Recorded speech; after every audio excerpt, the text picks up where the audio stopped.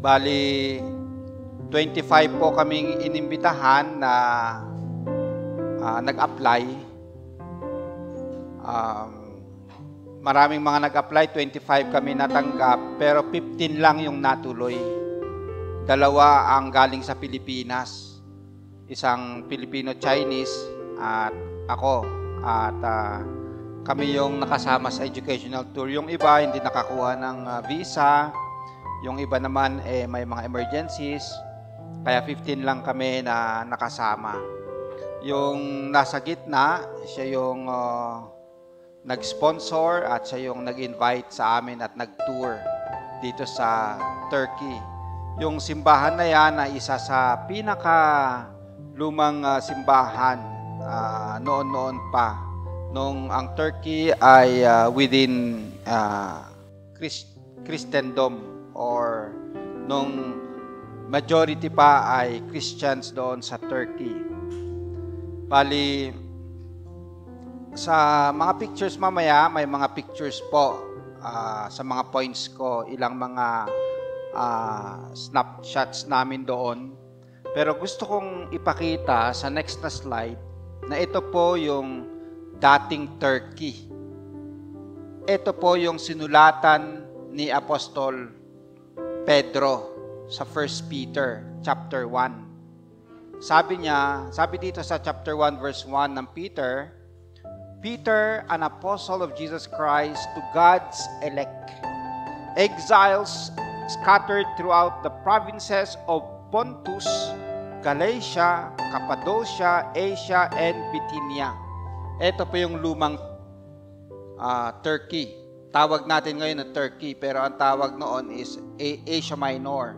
So, nandyan yung Asia, Pontus, Bithynia, Galatia, Cappadocia, yun yung sinulatan ni Apostol Pedro. At dito rin sa banda doon, yung nagmisyon si Apostol Pablo. At nandito rin yung sinulatan ni John sa Book of Revelation. So, kumbaga, nakita ko na itong Turkey pala ay pinaka-center ng Christianity noon. Second sa Rome. Kumalat yung Christianity at that time. At very interesting kasi yung Ephesus nandito rin at dinala kami kung saan yung lugar ni John at yung kanyang yung si Mary na nanay ni Jesus Christ na dinala niya doon after na namatay si Jesus hanggang doon siya, let's say, namatay. Okay, so ito pala yun, yung very very interesting kasi kahit matagal na akong nag-aaral, yung tour na ito is very helpful na makita yung ito pala yun. Ito pala yun. Yun yung aking experience. At maybe in the coming weeks, mag-share pa ako ng iba. Sa next na slide, ito na po yung modern Turkey. Iba-iba na yung mga pangalan. Iba na. Turkey, kasi ang Asia Minor, sinakop ng pinabagsak ng Ottoman Empire, mga Muslim, hanggang sa yung maging republic ngayon, mga Turkish nagpunta doon, nawala na yung mga original. Maybe kukunti na lang yung naiwan doon, yung mga Greek ang pinanggalingan, pero majority ngayon ay mga Turks at Muslim. Isa sa mga kasamahan namin doon iyak ng iyak dahil sa nakikita niya yung burden niya sa Turkey na dating center ng Christianity, pero ngayon napakalakas ng Islam. Ito po yung next na slide. Yung president ng Turkey ngayon at yung president ng Iran. Magkatabi kasi yung Iran at Turkey. Nung nandun kami, nagkakagyera na sa Israel at saka Iran, binobomba na. Minsan nagte-text yung asawa ko, si Lynn, kumusta kayo dyan? Yung mga kapatid ko, kinakamusta? Kasi may giyera. At sabi nila, nako, hindi yata sinasabi sa inyo na may giyera kaya kakampante lang kayo, pero mukhang makakagyera na. Magkaka-world war na. Okay, so yung bang natatakot yung buong mundo sa nangyayari sa Iran and then Israel. Katabi yung Turkey sa mapa. Now, sa next na slide, ito po yung kinakatakutan ng marami, yung World War III. Just this morning sa Pilipinas, gabi sa Amerika, baka hindi nyo pa alam, binomba ng Amerika ang Iran. Kanina lang. Ibig sabihin nun, sumama na yung Amerika sa gyera. Hindi ko alam kung ano na yung next, but ito yung sinasabi ni Pedro, noon pa, the end of all things is near. Okay. Noon pa, sabi ni Pedro, near na. Ngayon, wala pa. Di mas near na ngayon. Pero ibig sabihin nun, yung pagbabalik ni Jesus Christ. When Jesus Christ will come and aayusin niya yung lahat. Yung judgment mangyayari, pero yung reward sa mga Christians mangyayari din. Yung sinasabi ni Pedro na the end of all things is near. Sa marami nakakatakot, kasi judgment. Pero sa mga mananampalataya, pwede tayong nakangiti pa rin. May kapayapaan pa rin. Kasi ito yung pagbabalik ni Jesus Christ. Now, ito po yung title ng message natin, Living Well in the Last Days. Kung ito yung last days, paano tayo mamuhay bilang mga mananampalataya? Based po sa nabasang passage sa 1 Peter 4:7 hanggang 11. Ang tanong natin, how should we live as faithful stewards in light of the end of all things? Okay, paano tayo mamuhay bilang stewards, bilang mga mananampalataya? Una po, sa 1 Peter 4:7, be clear-minded and prayerful. In view ng malapit na yung wakas na sabi ni Pedro, live with spiritual alertness and depend on God through prayer. Sa verse 7, the end of all things is near. Therefore, be alert and sober-minded so that you may pray. So, sinasabi dito ni Pedro sa mga Christians noon na kailangan nating maging spiritually awake, alert. Okay. Kung malapit na yung wakas, dapat spiritually okay tayo. Hindi tayo tutulog-tulog spiritually. And then, be prayerful. Pray. Yung sinasabi ni Pedro, sa context nila, grabe po yung mga templo. Isa yan sa mga napuntahan namin, pero may mga temples ng mga Roman gods and imperial cult. Ganito po yung nangyayari noon. May napuntahan kami na temple ni Artemis ng mga Greeks. Kung ngayon ay ang lalaki ng mga poste, grabe at that time. Tayo sanay na tayong makakita ng mga malalaking high-rise buildings. Pero sa kapanahunan nila, yun na yung pinaka-the best na building. Kung saan sila sumasamba sa mga Diyos-Diyosan at nananalangin. Ito yung mga Greek temples. Pagdating naman ng Roman Empire, sinakop nila yung lugar na yon, lalo nilang pinalaki ang mga temples. Dinagdagan nila at sinasamba rin nila yung mga Roman emperors at saka yung mga Roman gods and goddesses.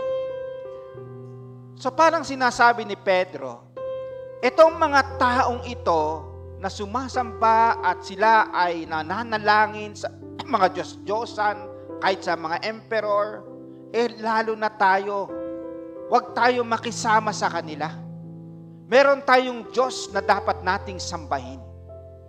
Kasi maraming mga Christians at that time na natutukso, na sumama para sambahin yung mga Diyos-Diyosan. Sambahin yung emperor. Kasi ang emperor, ang dami niya mga statues na pinapakita kung gaano siya kapangyarihan at siya yung nagbibigay kahit yung tubig nila ay project niya. So pinapakita niya na kailangan nila yung emperor, kaya sinasamba nila yung emperor in those days. Nananalangin sila. Pero sabi ni Pedro, dapat sober-minded kayo. Spiritually awake kayo, huwag kayo makisama dyan. Ang sambahin natin, tayo ay manalangin sa tunay na Diyos. At yun din po ang message natin sa ngayon. Okay, meron tayong iisang Diyos. Doon tayo nananalangin.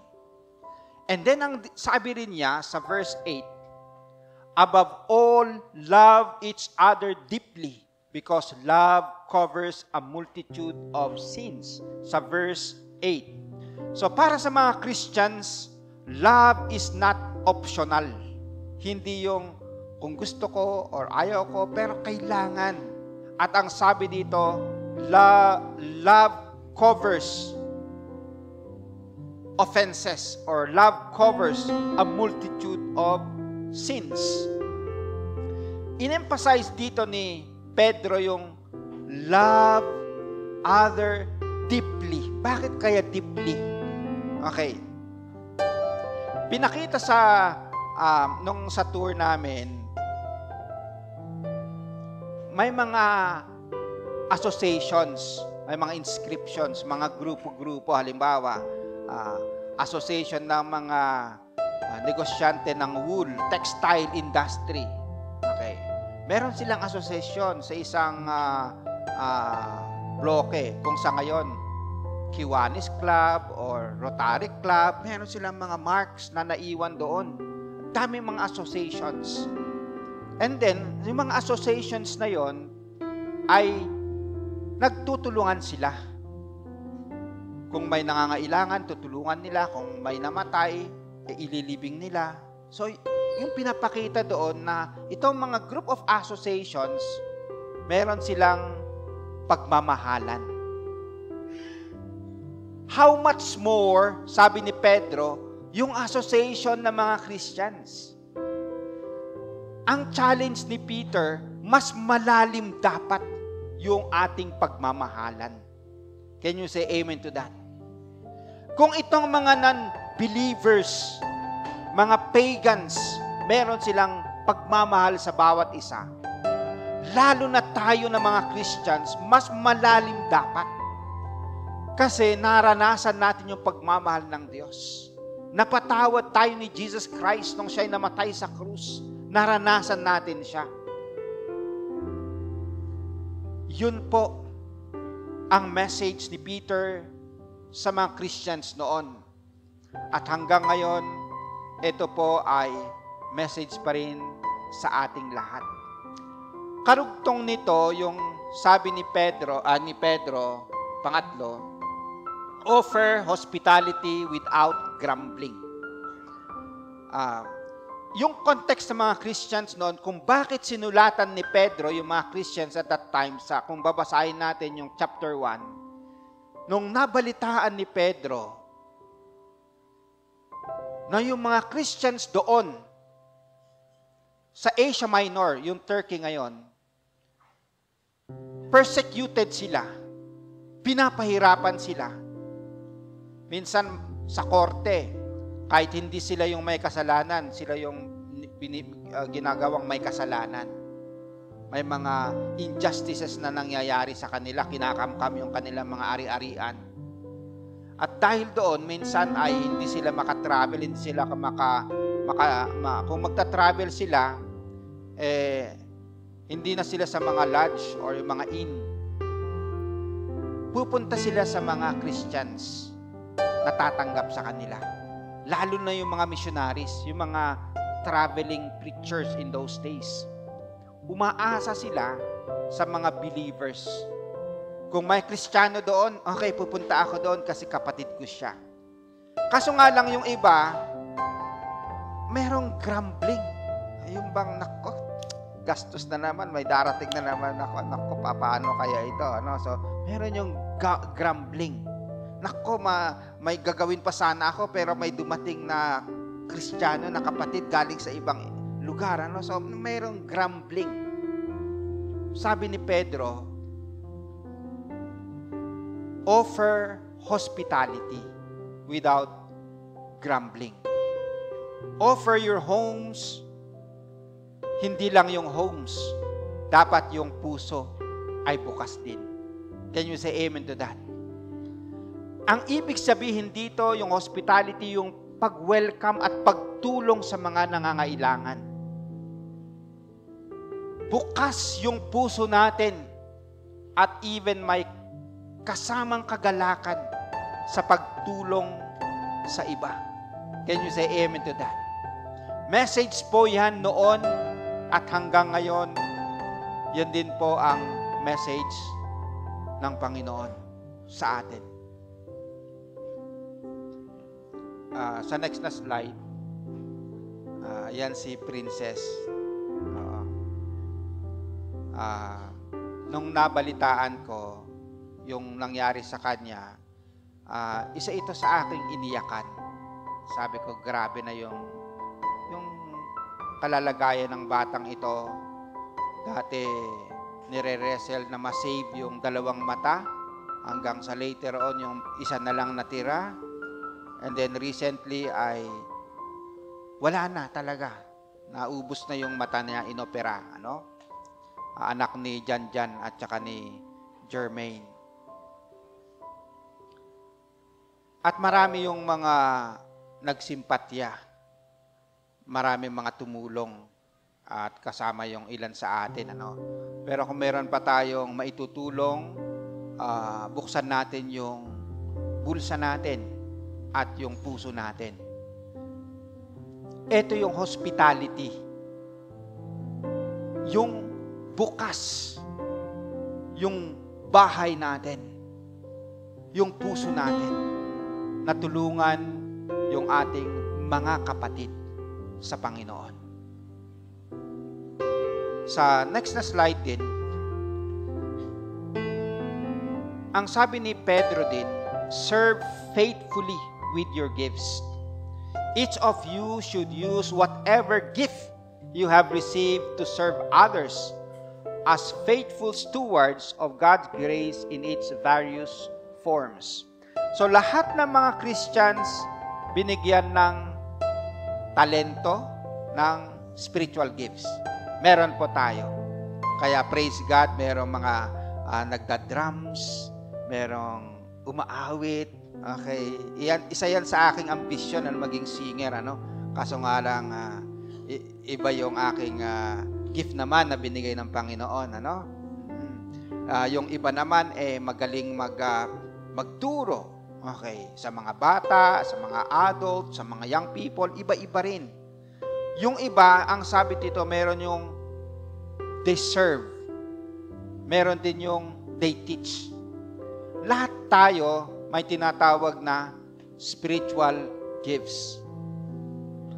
At ang sabi ni Pedro, gamitin to serve others. Okay. Hindi po yung to serve myself, pero to serve others. Yun yung message na makikita natin noon hanggang sa ngayon. Then idinugtong ni Pedro sa verse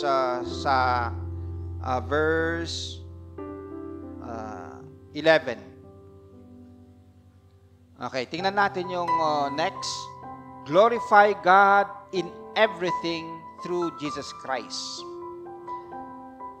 Sa paggamit natin ng ating gifts to serve others, dapat ang mapapurihan ay ang Diyos. Can you say amen to that? Ang gift ko is to serve others, ang mapapurihan ay ang Panginoong Diyos. Do everything in God's strength to the praise of His name through Christ Jesus. Na-emphasize dito yung through Jesus Christ kasi hindi tayo maka-please sa Panginoon, makalapit sa Diyos, except through Jesus Christ. Kaya kahit sa pananalangin natin ay in the name of Jesus Christ. Now, ang sabi dito sa passage, if anyone speaks, they should do so as one who speaks the very words of God. If anyone serves, they should do so with the strength God provides, so that in all things God may be praised through Jesus Christ. To Him be the glory and power forever and ever. Kanina po ay inawitan natin ng Panginoong Diyos. Sinabi natin, dakila ka o Diyos. Sa habang panahon, katapatan mo'y matibay na sandigan. Sa bawat bighati, tagumpay man ay naroon. And then, pag-ibig mo'y alay namin noon hanggang ngayon, dakila ka o Diyos. Yun yung mga pagpupuri sa ating Panginoong Diyos. Inawitin natin, ang pagpupuri, pasasalamat ay sa iyo lamang nararapat. Ang tunay na awit ng pagsambay sa iyo lamang iaalay, Jesus. So, yung pagpupuri ay sa ating Panginoong Diyos lamang. Now, ito po yung sabi ni Pedro. Kung ikaw ay nangangaral, katulad ko, do so as one who speaks the very words of God. Okay. So, dapat ang isip ko, yung aking sinasabi, ang aking itinuturo ay the very words of God. Hindi ko sariling word. Can you say amen to that? Okay. Dahil doon, hindi ko salita ito, hindi ako yung mapapurihan. Sino ang mapapurihan? Ang Diyos. Kasi salita niya. Okay. If anyone serves, they should do so with the strength God provides. Okay. Kung ikaw naman ay naglilingkod in whatever form, sa pag-aawit, sa pagdadrums, sa pagtulong, do so not with your strength, pero with the strength of God. So that in all things, God may be praised through Jesus Christ. Mga kapatid, ito po yung mensahe ng salita ng Panginoong Diyos. Na kahit ako ay nangangaral, hindi ko salita ito, salita ng Diyos. Kaya praise the Lord. Kung ikaw ay naglilingkod, hindi mo kalakasan yan. Kalakasan ng Panginoong Diyos. Kaya nakakapaglingkod ka kasi binigay ng Diyos. Kaya siya ang dapat mapapurihan. Kung nagbibigay tayo ng offering, hindi natin kalakasan yon. Kasi yung iba hindi nagbibigay. Di ba? Pero pag tayo nakapagbigay, ito ay kalakasan na nagmumula sa Panginoong Diyos. Kaya, praise the Lord. In all things, God may be praised. In all things. To Him be the glory and power forever and ever. Amen. In that context, wherein ang kanilang ano ba yan? dinadakila ay yung emperor or yung mga Diyos-Diyosan, sabi ni Pedro, hindi sila.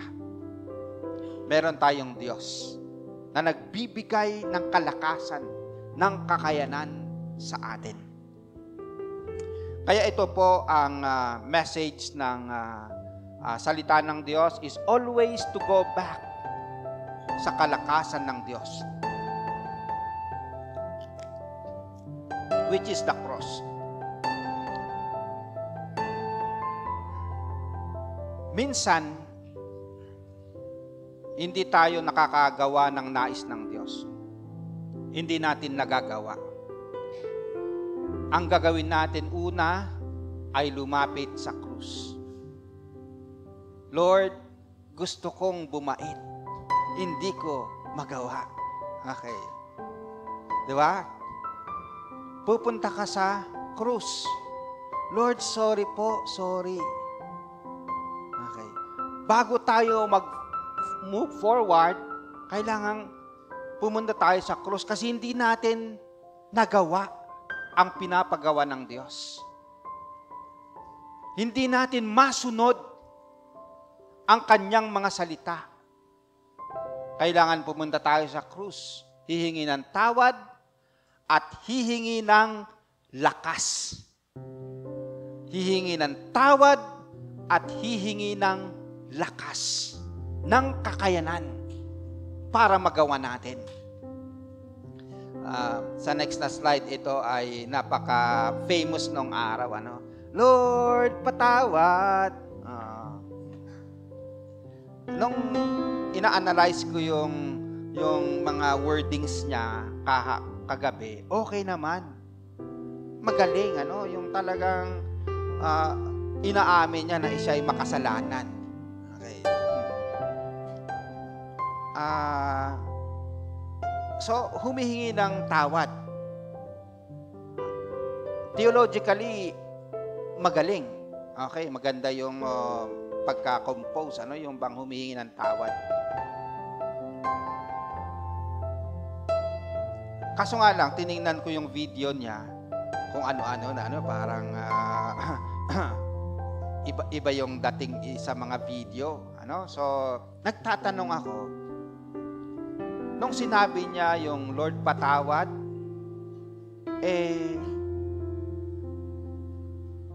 naging sincere kaya siya? Para after na lumapit ka sa krus, hindi ka lang hihingi ng tawad, pero hihingi ka rin ng kakayanan para hindi mo na magawa yung dati mong ginagawa. Kasi kulang yung sabihin mo lang, Lord patawad, tapos hanggang ganun lang. Kasi dapat, when we ask yung forgiveness na hindi natin kinaya, hihingi din tayo ng lakas para kakayanin natin. Can you say amen to that? Okay. So, yun po yun, yung yes, hihingi tayo ng tawad, pero hihingi tayo ng kakayanan para magawa natin yung pinapagawa ng ating Panginoong Diyos. Okay, minsan natatamad tayong magbasa ng salita ng Diyos, pero gusto ng Diyos na basahin natin. Di hihingi tayo ng tawad, hihingi rin tayo ng kakayanan para mabasa ang kanyang salita. Minsan natatamad pumunta ng simbahan, Lord. Hingi tayo ng tawad, pero hihingi rin tayo ng kakayanan para magawa natin. Okay. Next na slide, ito yung tatay ko. Okay. Yung picture niya na ito is more than 10 years ago. First na pagpunta nila sa US, sa Amerika. Pero baka hindi na maalala ng tatay ko. Kasi ang tatay ko ngayon, 83. Marami na siyang hindi maalala. Okay. Nag-swimming kami halimbawa, kahapon. Pagkatapos pag kinabukasan, hindi niya alam na kasama pala siya. Ipapakita na ko yung mga picture. Sabi niya, ay, kasama pala ako. Minsan isip ko, Lord, pagdating ko kaya ng 80s, ganyan na rin kaya? Or makakaabot kaya ako ng 80? Okay, so, pero ito yung pinili ko yon kasi Christmas yung ano ba to, yung picture. Marami siyang nakakalimutan. Pero pag nakikipagkwentuhan ako sa kanya, merong hindi niya makakalimutan. Yung ginawa ng Panginoon sa kanyang buhay. Nung siya ay nag-abroad sa Indonesia, at lagi niyang kinukwento na siya ay nakikipag-inuman at akala ng kanyang mga kaibigan ay tulog na siya kasi gaganon-ganon siya, pero mayroong mga sinabing hindi maganda. Pinagbabaliktad niya yung table. Pagkatapos dahil may nakakita sa kanya na isang kasamahan nilang Pilipino na pastor pala, after 2 days, dinalaw siya at in-invite sa church at doon siya naging Kristiyano. Isa yon, ano? Then yung pastor din daw yon, nagturo sa kanya, sabi niya, kasi ang complaint ng tatay ko, noon pa, ayaw na niyang magsigarilyo, pero addict na siya. Hindi niya na nakaya. Ang sabi ng pastor, hihingi ka ng kakayanan sa Panginoon at tutulungan ka niya. So, nung December 24 ng gabi, 1988, nag-pray siya sa Panginoon. Sabi niya, Lord, tulungan po ninyo ako na matanggal itong addict ko sa sigarilyo. Kinabukasan, sa testimony niya, ayaw na niya yung manigarilyo, ayaw niya yung amoy ng sigarilyo. Pag may nagsisigarilyo, hindi na niya gusto. Sa testimony niya, nakita ko yung katotohanan ng kalakasan ng Diyos. Na pag lalapit tayo sa Kanya, hihingi tayo ng tulong, tutulungan tayo, palalakasin niya tayo, kakayanin natin yung hindi natin kaya sa sarili nating lakas. Meron tayong malakas na Diyos. Kaya niya. Purihin ang ating Panginoong Diyos. Kaya nga in everything, ang Diyos ang mapapurihan. Praise the Lord. Tayo ay manalangin.